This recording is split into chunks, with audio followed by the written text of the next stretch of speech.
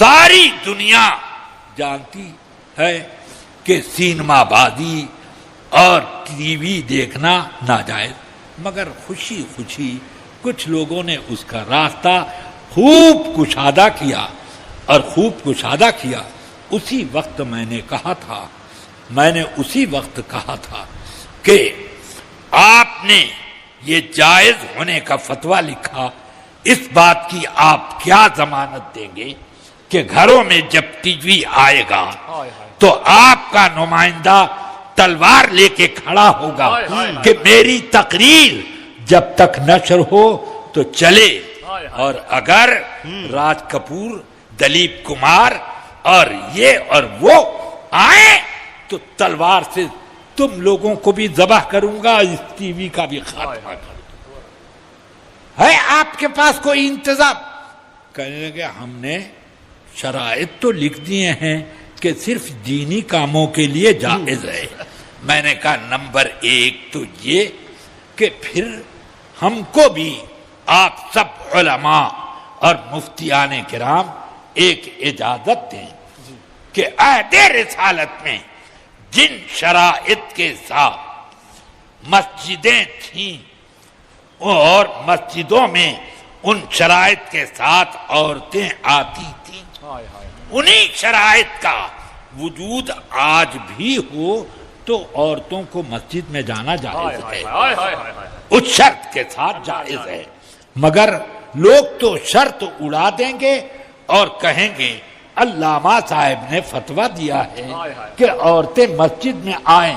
اب لوگ تو یہی کہیں گے کہ فلاں صاحب نے ٹی وی کو جائز کہا ہے، یہ ہرگز نہیں مانیں گے کہ یہ شرطیں بھی اس کے ساتھ لگائیں۔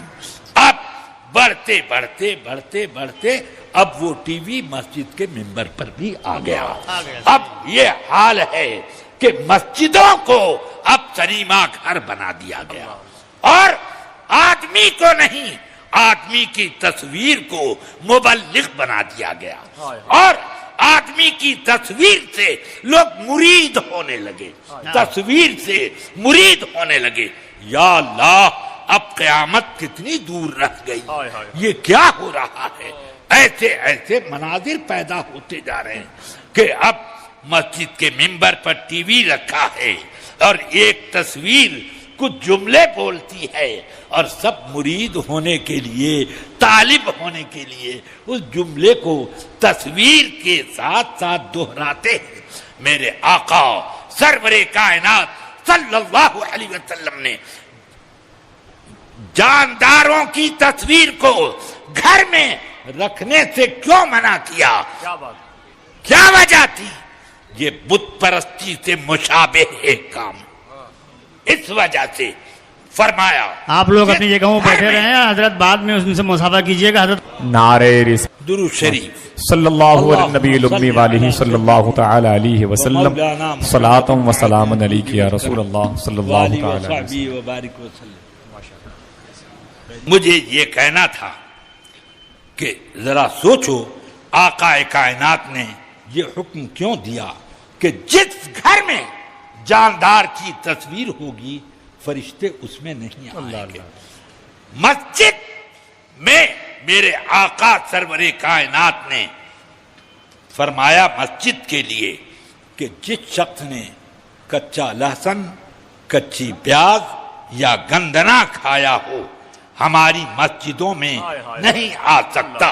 فَإِنَّ الْمَلَائِكَةَ تَتَعَزَّى مِمَّا يَتَعَزَّى بِهِ النَّاسِ، اس لیے کہ فرشتے ان چیزوں سے نفرت کرتے ہیں اور تکلیف کا احساس کرتے ہیں جس سے انسانوں کو تکلیف ہوتی ہے۔ پیاز سے بو آتی ہے جو منہ میں، آدمیوں کو جو تکلیف ہوتی ہے تو جو قریب ہوگا اس کو، مگر مسجد میں قدم رکھا اور فرشتے بھاگے پوری مسجد۔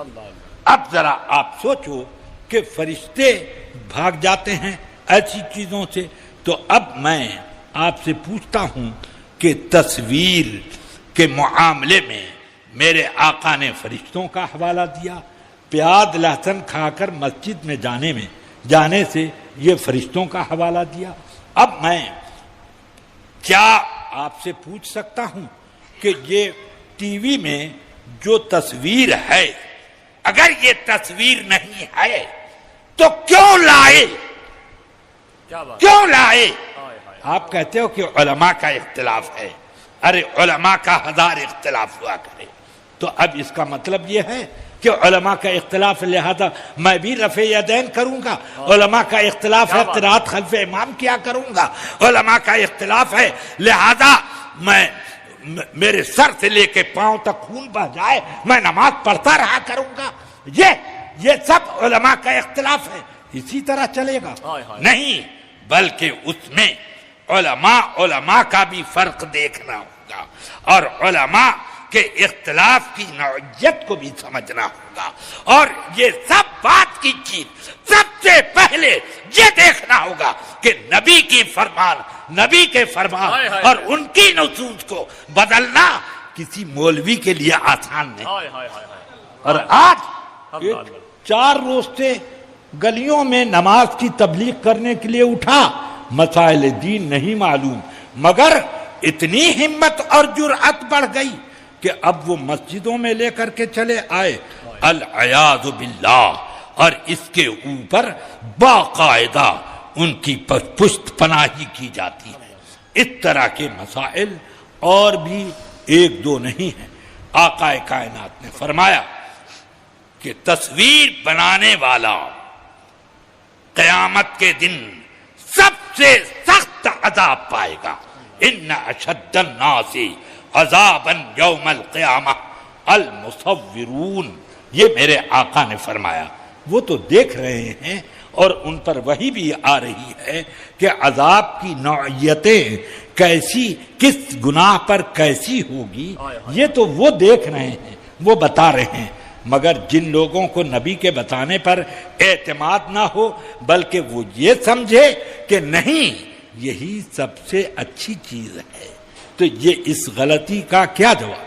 اب اگر ہم نے اس کے خلاف کچھ بول دیا تو ہمارے خلاف باقاعدہ ایک اسکیم چلے، جو اس کے خلاف کوئی اقدام کرے اس سے مار پیٹ پر آمادہ ہو جائیں. یہ سب کیا ہے؟ اسی طرح اب عوام میں مسائل کے اختلافات بڑھتے جاتے ہیں اور لوگ تن آسانی کے لیے کچھ شرعی احکام میں سہولتیں تلاش کرتے ہیں.